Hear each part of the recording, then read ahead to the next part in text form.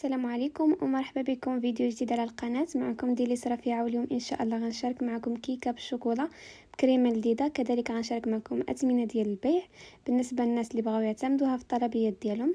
كمكونات غنحتاج 2 حبات ديال البيض، كاس ديال السكر، نص كاس ديال الزيت وكاس ديال الحليب. عندي هنا 2 معالق كبار ديال الكاكاو والمر و16 غرام ديال خميره الحلويات. بالنسبه لطريقه التحضير، في واحد الاناء غنفرغ اول حاجه البيض. يمكن لكم تحطوا هاد المكونات كاملين في الخلاط الكهربائي وتطحنوهم. فهنا اول حاجه غنطرب هاد البيض والسكر مزيان مع بعضياتهم، وهنا مباشره غنضيف نصف كاس ديال الزيت النباتيه. بالنسبه للعبارات كاملين غنخلي لكم مكتوبين اسفل في صندوق الوصف. صافي غنطرب الكل وغنضيف واحد الكاس ديال الحليب. يمكن لكم تعوضوها بكاس ديال الماء ولا بعلبه ديال الياغورت على حسب اللي متوفر عندكم. صافي هنا من بعد ما طربت هاد السوائل، هنا مباشره غندوز باش نضيف النواشف. هنا ضفت اول كاس ديال الدقيق، كاس عامر. غنضيف الكاكاو والكيس ديال خميره الحلويات بوزن 16 غرام ونخلط. بالنسبه للدقيق فغنبقاو نضيفوها تدريجيا حتى نتحصلوا على الخليط اللي بغينا. صافي هنا مباشره غنضيف عليهم الكاس الثاني ديال الدقيق. الكاس الثاني كنبقاو نضيفوها بشويه بشويه وحنا كنحركو. بالنسبه للكميه ديال الدقيق اللي احتاجت لهاد الكيك هي 2 كيسان، وطبعا كتبقى على حسب النوعيه ديال الدقيق اللي خدمتو بها. الا بقى الخليط ديالكم خفيف فيمكن لكم تزيدوا ما بين ملعقه وملعقتين ديال الدقيق.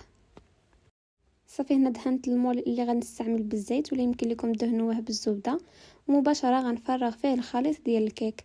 في هاد الوقيته كنكونوا شعلنا الفران يسخن من قبل على درجه 180. العافيه تكون مشعوله غير من التحت المده تقريبا بين 30 دقيقه و 35 دقيقه. فاش كتقرب الطيب كنشعلو من الفوق المده ديال 5 دقائق.